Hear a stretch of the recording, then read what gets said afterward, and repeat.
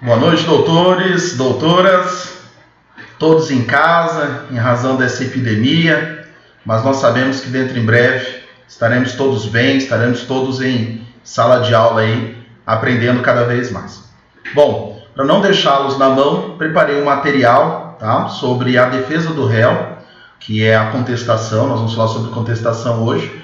Esse material será disponibilizado para vocês no portal, tudo bem? No portal do aluno, em slides. Tá? E eu vou fazer uma breve apresentação sobre o que eu descrevi, o que eu trouxe para vocês aí nesses slides, tá bom? Bom, então o que é uma contestação? Primeiro, pessoal, como nós já estudamos a petição inicial, o autor ele vai trazer, né, na sua petição inicial todos os fatos, todos os motivos, tudo aquilo que ele entende que verdadeiramente aconteceu, né? Lembrando que ele não pode faltar com a verdade, sob pena de pagar uma multa lá, né, que nós já estamos lá no artigo 81, que é a multa sobre... Tem o artigo 77, que fala o ato atentatório à dignidade da justiça, e o artigo 81, que fala sobre a litigância de má-fé, que nós já estudamos no semestre passado. Bom, então o autor, ele monta a sua petição inicial, vai trazer toda o quê? A sua verdade dos fatos, o que aconteceu, o que ele pretende com aquela inicial, ele vai trazer a exposição dos fatos, vai trazer a exposição dos fundamentos e vai realizar o pedido sobre aquilo.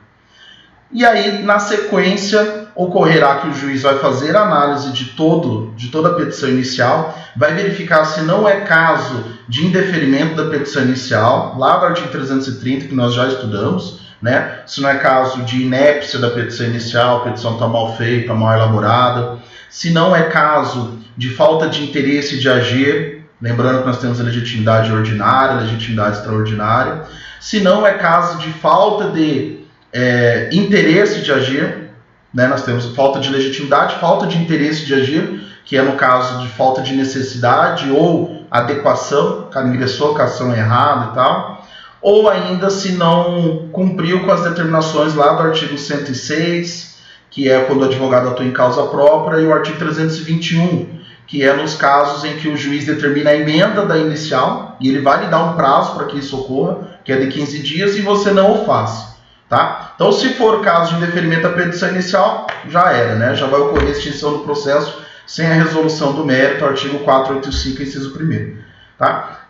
Na sequência, o juiz vai verificar se é caso de improcedência liminar do pedido ou não. Quando que ocorre a improcedência liminar do pedido ou não? Toda vez em que ocorrer que a petição inicial ela contraria súmulas, né, ou acórdãos em recurso repetitivo do STJ, do STF, ou ainda matéria sobre direito, sobre decisão, acórdão, né, sobre decisão incidente de resolução de demandas repetitivas, ou o nosso tribunal local tiver algum enunciado sobre o assunto. Então, ocorrendo isso, o juiz vai julgar improcedente liminarmente seu pedido e vai fazer o que com sua petição?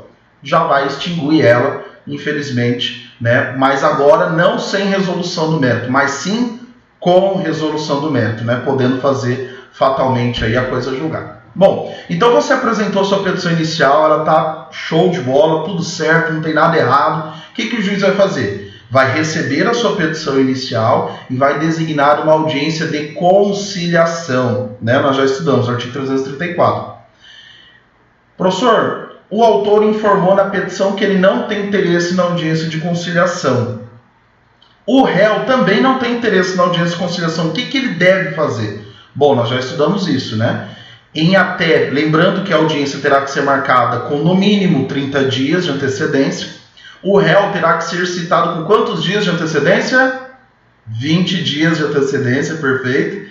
E aí é o seguinte, ele vai ter 10 dias, o réu, ele tem 10 dias antes da audiência acontecer, para ele informar se ele tem interesse ou não que essa audiência ocorra, né? Lembrando que se uma das partes informar que tem interesse, essa audiência irá acontecer, mesmo nos casos de litisconsórcio, né? Tem nove partes, né? Um litisconsórcio misto, tanto autor como réus. 8 informam que não quer audiência e um não fala nada. O que vai acontecer? Vai ter audiência, né? Então, nesse caso aqui, vamos imaginar que o réu foi citado, tudo bem, com 20 dias de antecedência, e com 10 dias de antecedência ele informa que não tem interesse na audiência. Nós já vamos informar ali que existe um termo inicial para a apresentação dessa contestação. Mas supondo que não, o réu foi citado, recebeu a citação, recebeu dentro do prazo correto, e ele não, e aliás, ele quer sim que ocorra audiência. Tudo bem, ele quer que ocorra audiência, ele vai na audiência, comparece juntamente com o seu advogado, lá está o autor, juntamente com o seu advogado também. Então, neste momento, ocorre a audiência e busca-se a negociação ou acordo entre as partes. Imaginando-se que não se consegue o acordo, a parte ré vai ter que apresentar a sua contestação, a sua defesa. E aí, pessoal, é nesse momento em que ele tem que apresentar todos os fatos e todos os fundamentos possíveis ao caso. Lembrando que contestação não tem emenda, tá? Então ele tem que realizar a defesa perfeita. Ele tem que trazer a exposição dos seus fatos, ele tem que realizar a fundamentação da sua defesa, tudo neste ato. Lembrando que a contestação está ali, ó, nos artigos 335 ao 342.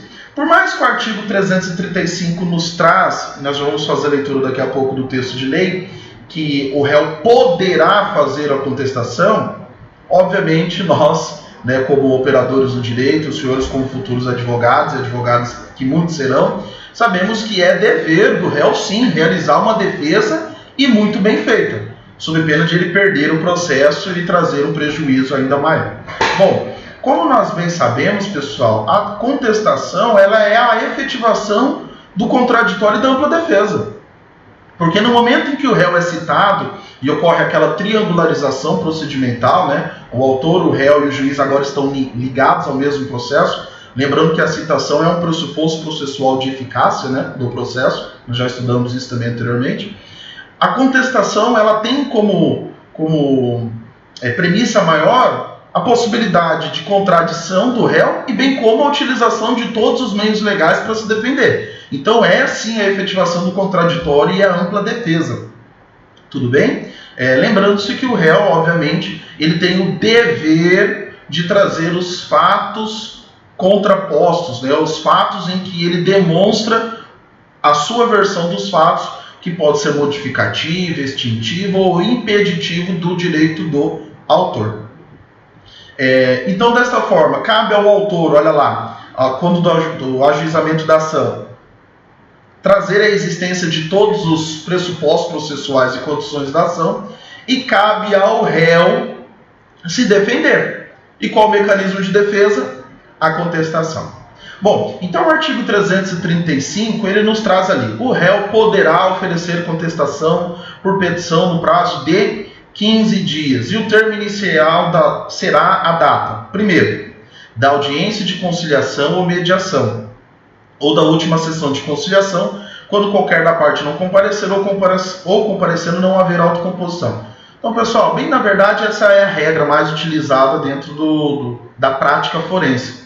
Ocorre a audiência, não houve acordo, não houve êxito na audiência. O que vai acontecer? O réu, então, deverá apresentar a contestação no prazo de 15 dias.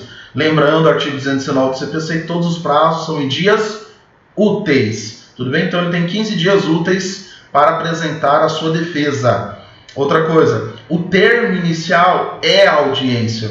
Mas nós já estudamos isso, processo civil, Exclui-se o dia do começo, inclui o dia do vencimento. Então, por esse motivo, se a audiência ocorreu na sexta-feira, o prazo vai iniciar na segunda. Professor, segunda e terça carnaval, feriado de carnaval, e aí? Quarta-feira. Bom, inciso segundo.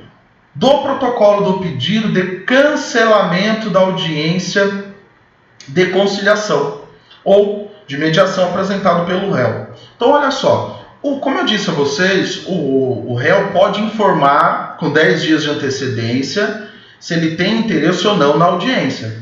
Se ele informar que não tem interesse e o autor lá atrás também informou que não tinha interesse, o que vai acontecer? Vai acontecer que nesse momento em que ele protocolou o pedido informando que ele não quer audiência, começa a correr o prazo de 15 dias para ele apresentar a sua defesa. Tudo bem? Então veja, são dois momentos distintos. Um momento ocorre a audiência, ele terá esse prazo de 15 dias para apresentar a defesa. Outro momento não vai ocorrer audiência. Não ocorrendo audiência, ele, quando informar o motivo, né, o porquê que ele não quer que tenha audiência, a partir daquele momento, a partir deste protocolo, ele terá 15 dias para apresentar a contestação, sob pena de revelia. Tá? Artigo 344, que nós vamos estudar mais adiante, porém, nós já falamos em sala de aula. E aí o inciso 3º está ali previsto no artigo 231, de acordo com o modo como foi feita a citação nos demais casos.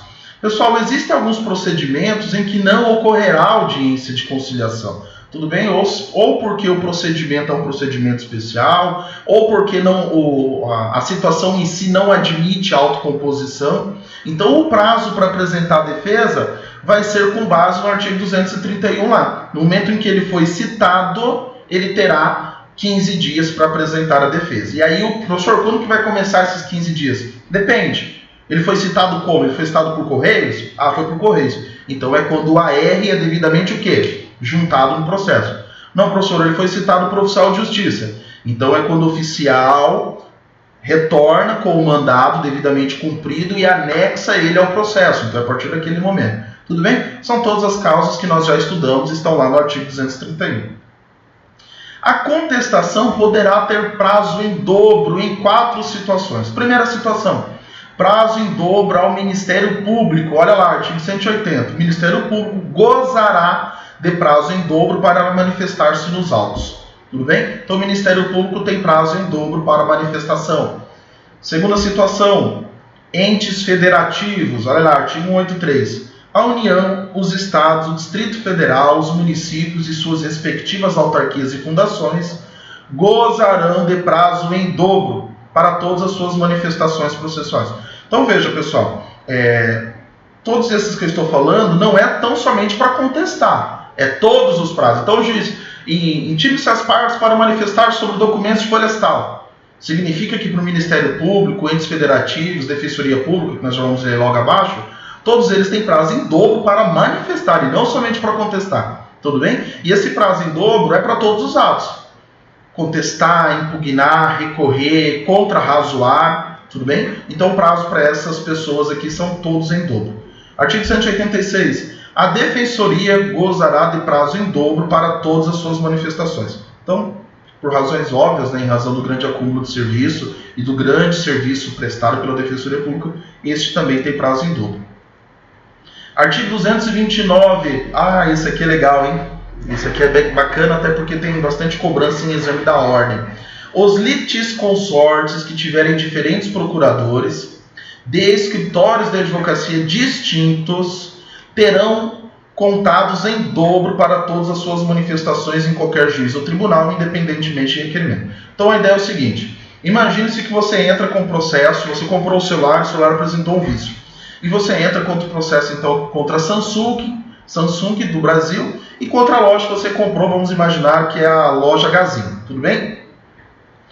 Nós temos, então, um litisconsórcio, que é um litisconsórcio passivo, existem 2 réus nessa demanda. E, pessoal, vocês acreditam que o mesmo advogado da Gazin, aqui do Mato Grosso, será o advogado da Samsung? Não, né? Na maioria das vezes são escritórios distintos, são empresas distintas, cada um vai ter o seu jurídico. Então, por esse motivo, o que o legislador quis realizar aqui quando ele elaborou esse artigo 229? Ele quis dar a possibilidade de todos os litisconsortes terem acesso ao processo. Então, por esse motivo, imaginando-se que o processo é o quê? Físico, né? Que ainda existe bastante. Quando o advogado da Gazin realizar a carga dos autos, né, ele levar os autos para o seu escritório para fazer a defesa, ele vai estar impossibilitando o advogado da Samsung a ter acesso aos autos. Ainda que muitas vezes eles possam trabalhar em conjunto, mas ainda assim eu presumo que o advogado da Samsung não terá acesso a esse processo. Então, por esse motivo, o legislador aqui quis o quê? Trazer uma proteção a maior em situações como essa. Tudo bem? Autorizando, então, que o prazo para estas pessoas sejam o quê? Em dobro. E não será em dobro não somente para contestar, mas também para todos os demais atos processuais. Tudo bem? Lembrando que existe uma questão aqui, ó, de escritórios de advocacia distintos. Então não pode ocorrer situações em que no escritório exista 3 advogados. E aí cada advogado do mesmo escritório atua para uma empresa. Então vamos imaginar nós aqui do escritório. Eu atuo para a Samsung do Brasil e a minha sócia, a doutora Elisângela Marcari, atua para Móveis Gazin. Tudo bem? O que acontece? Como nós somos do mesmo escritório, presume-se que a defesa vai ser em conjunto e por esse motivo nós não teremos direito a esse prazo contado em dobro. Tudo bem? Tem que efetivamente existir escritórios distintos. Não ocorrendo o escritório distinto, então não haverá possibilidade do prazo ser em dobro. Parágrafo 1º. Cessa a contagem do prazo em dobro se havendo apenas 2 réus, é oferecida a defesa por apenas um deles. Então vamos imaginar que o outro réu, a Samsung, devidamente citada, não apresenta defesa, foi revel. Acabou. Ah, professor, mas e essa contagem inicial? Essa contagem inicial, como eu não sei afirmar se um deles ia apresentar a defesa ou não, o prazo será em dobro. Entretanto, a partir da certidão da gestora dos autos, né, gestora da vara, que certifica que a outra parte perdeu o prazo, decorreu o prazo sem que apresentasse a defesa cabível, acabou esta possibilidade dos prazos serem dobros. A partir de agora, então, o prazo será contado comum para todos. E aí, parágrafo 2º, que é a grande pegadinha, inclusive na prova do professor. Parágrafo 2º. Não se aplica o disposto no caput aos processos em autos eletrônicos. Pessoal, com razões óbvias, né? A ideia que eu falei para vocês do artigo 229 é o quê? O prazo tem que ser em dobro porque o processo é físico. Então, como eu disse, o pessoal da Samsung lá de São Paulo não consegue ter acesso ao processo porque o advogado da Gazin fez carga. Agora, se o processo é eletrônico, todo mundo acessa a qualquer tempo. Então, não há o porquê se falar em prazo em dobro nesta situação, tá? Pegadinha aí. Alcance e conteúdo da contestação. Pessoal, o artigo 336, ele deixa bem claro que, olha lá, incumbe ao réu alegar na contestação toda a matéria de defesa, expondo as razões de fato e de direito, com que impugna o pedido do autor e especificando as provas que pretende produzir. Então, o artigo 336, pessoal, efetiva aqui o princípio da concentração dos atos, o princípio da eventualidade e o princípio da impugnação específica, que são todos princípios aplicáveis à contestação. Tudo bem? Princípio da concentração dos atos e princípio da eventualidade significa que toda matéria de defesa, ela tem que ser descrita na contestação. Você não pode falar, eu vou fazer a defesa aqui, vou deixar uma carta na manga e vou alegar depois. Não pode, meu querido. Se você não apresentar a defesa agora, na sua contestação, ocorreu o que se chama de preclusão consumativa. Tudo bem? Apesar de existirem situações excepcionais, que eu não vou adentrar ao mérito, mas só para deixar claro, situações em que o juiz pode conhecer de ofício a qualquer tempo, ou fatos supervenientes, que nós vamos falar depois, tudo bem? Mas, em via de regra, não pode. O momento para você apresentar a defesa e expor todas as razões da sua defesa é agora, na contestação, tudo bem? Se você não o fizer, preclusão. Tudo bem? Então, concentração dos atos e eventualidade significa que na contestação deverão ser apresentados todas as razões de fato e de direito. Você tem que impugnar, você tem que trazer tudo aquilo que tem motivo para alterar a decisão do juiz, tem que ser apresentado agora, aqui na contestação. Tudo bem? E o princípio da impugnação específica, ele traz o quê? Que além de você trazer todos os fatos e fundamentos de defesa, é seu dever impugnar tudo aquilo que o autor disse. Você tem que impugnar tudo aquilo que ele disse. Se você não impugnar, o juiz vai presumir que você está concordando.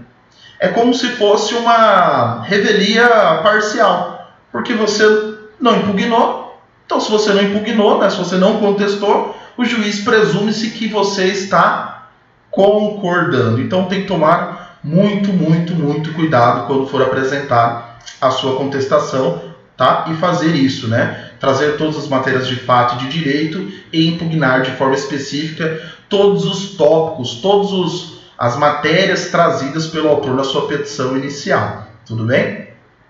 E aí o artigo 341 nos traz, né, a presunção de veracidade, aqueles que não impugnam, exceto nas situações que está ali, quando não se admitir a confissão, quando a petição inicial não estiver acompanhada de instrumento que a lei considerar da substância do ato e estiver em contradição com a defesa.